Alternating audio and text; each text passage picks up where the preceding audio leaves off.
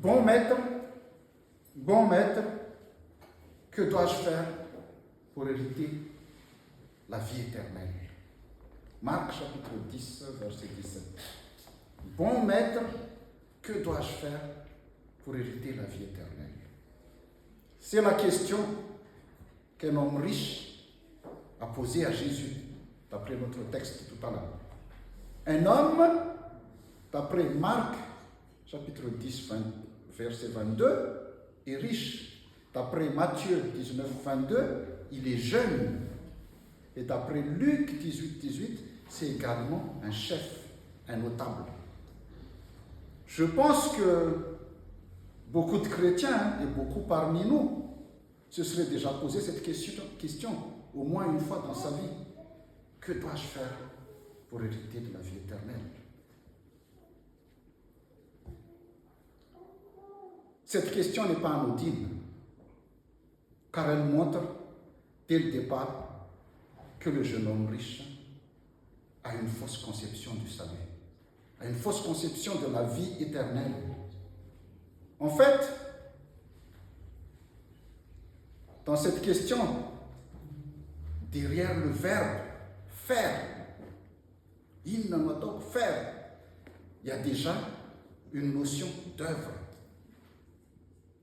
L'utilisation de ce verbe faire dans une question demande une réponse concrète,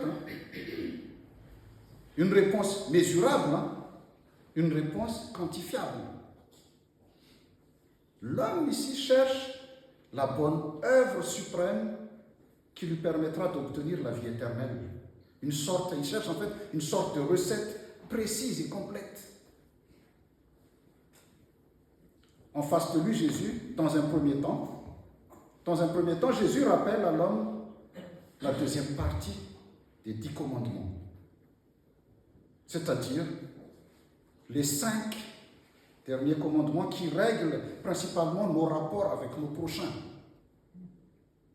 Tu ne commettras pas de meurtre, tu ne commettras pas d'adultère, tu ne voleras pas, tu ne commettras pas de faux témoignages contre quelqu'un, tu ne feras de tort à personne, tu respecteras ton père et ta mère. Si vous avez bien suivi la lecture, Jésus ne cite pas les 5 premiers commandements qui concernent les devoirs envers Dieu. Il demande d'abord à l'homme s'il est correct avec son prochain. S'il aime vraiment son prochain comme lui-même. Car un homme ne peut aimer un Dieu qu'il ne voit pas si déjà il n'aime pas son prochain qu'il voit tous les jours, qu'il fréquente tous les jours. L'homme riche ici répond à Jésus.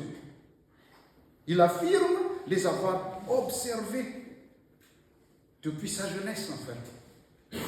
L'homme est donc pieux. L'homme observe la loi, cet homme-là. Et il se sent juste devant Jésus. Il se sent juste parce qu'il a respecté toute la loi. Mais ce qu'il ne sait pas, c'est que la loi ne sauve pas. La loi ne nous sauve pas. Respecter la loi à la lettre ne nous sauve pas. Au contraire, la loi, elle juge les actions et elle condamne. Si vous avez suivi tout à l'heure la lecture de Hébreux 4, 12 dit que la parole de Dieu est plus coupante qu'aucune épée à 2 tranchants. Elle pénètre jusqu'au point où elle sépare l'âme et l'esprit, les jointures et la moelle. Elle passe au crible les désirs et les pensées du cœur humain. En fait, ici, l'expression, on entend souvent cette expression-là, l'expression qu'aucune épée à 2 tranchants, veut dire que la parole de Dieu a une double fonction. Une accusatrice et une pédagogique. En tant que loi, elle nous accuse et elle nous montre notre état de pécheur. Elle nous montre notre imperfection devant Dieu. Et en tant qu'évangile, Elle nous montre la voie du salut. Et elle nous rassure que la porte du royaume de Dieu ne nous est pas fermée. Que malgré notre imperfection, cette voie de pardon nous est encore ouverte. Et c'est à nous, à chacun de nous, de décider de la franchir ou non. Dieu est souverain, mais il nous laisse toujours le choix. Il ne décide jamais pour nous. Jésus dit à l'homme riche, ou au jeune homme riche si vous voulez, il dit, il te manque une seule chose. Il te manque une seule chose. Va, vends tout ce que tu as, donne-le aux pauvres, et tu auras un trésor dans le ciel. Puis viens et suis-moi. Quand j'ai vu ça, je me disais, c'est un peu radical quand même. Comme commandement, c'est un peu radical. Comme recommandation. Mais à l'image de l'exemple du chameau et du trou d'une aiguille qu'il a donné après, en fait, Jésus utilise ici ce qu'on appelle une hyperbole. Une hyperbole, c'est une façon de s'exprimer en utilisant l'exagération pour marquer les esprits. C'est une figure de style fréquente dans la Bible. L'apôtre Paul l'utilise aussi dans ses épîtres. En vérité, en fait, ce que Jésus veut dire ici, c'est quoi? Ce que Jésus veut dire ici, c'est que celui qui veut le suivre, se sépare de tout ce qui l'empêche de le suivre. Totalement. Jésus savait que l'attachement de cet homme qui est venu vers lui, à ses richesses, l'empêche de confier totalement sa vie à Dieu. Rien n'est caché à Jésus, il le sait. C'est ça qui empêche ce jeune homme de le suivre complètement. Il sait que ce jeune homme est trop attaché à son confort et aux choses matérielles. Et il ne veut pas quitter sa zone de confort. Car il possédait tout ce que le monde peut lui offrir. Il est jeune, il est riche, et il a la notoriété. Pourquoi renoncer à tout cela pour suivre Jésus dans l'inconnu? En fait, ce jeune homme pensait comme cela. En fait, ce qui empêche cet homme de suivre Jésus, c'est aussi la peur de la précarité. C'est la peur de la précarité qui l'empêche. Parce que l'argent lui offre un faux sentiment de sécurité, en fait. Du coup, au lieu de renoncer à tout cela, il préfère renoncer à Jésus. Il a préféré faire demi-tour. Et dans ce texte, si vous regardez bien, Jésus ne le retient pas. Et Jésus ne retient jamais ceux qui veulent faire demi-tour. Mais ce n'est pas lui qui l'a chassé non plus.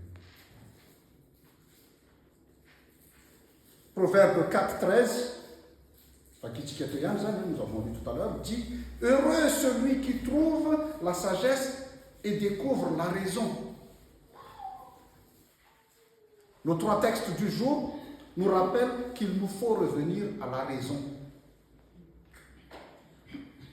Comme le jeune homme riche, souvent, moi le premier, souvent nous voulons que ce soit Dieu qui s'aligne à notre façon de penser, à notre mode de vie. Et là, ici, dans ce texte, cet homme qui semble sincèrement chercher la vie éternelle finit par perdre son âme par amour des richesses terrestres et de l'argent.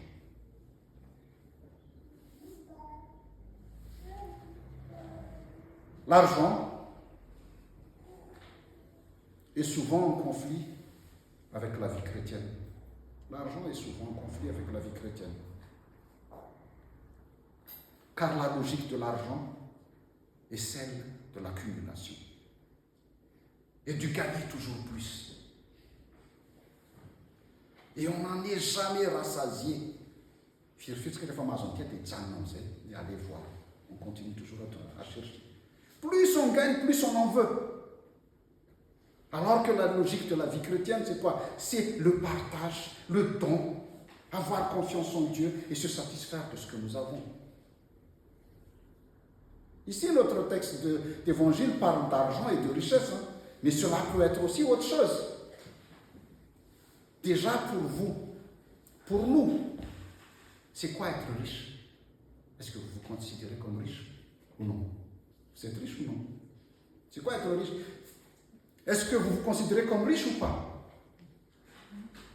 Est-ce qu'on est riche à partir de 2 000 euros par mois, 3 000 euros par mois ou 100 000 euros de revenus mensuels? Frères et sœurs, la richesse est très relative. La richesse est relative. Déjà, est-ce que vous avez pensé?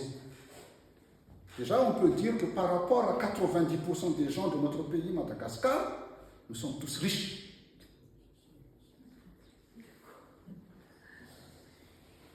Je ne sais pas si vous vous en êtes rendu compte, mais en arrière, vous êtes tous multimillionnaires.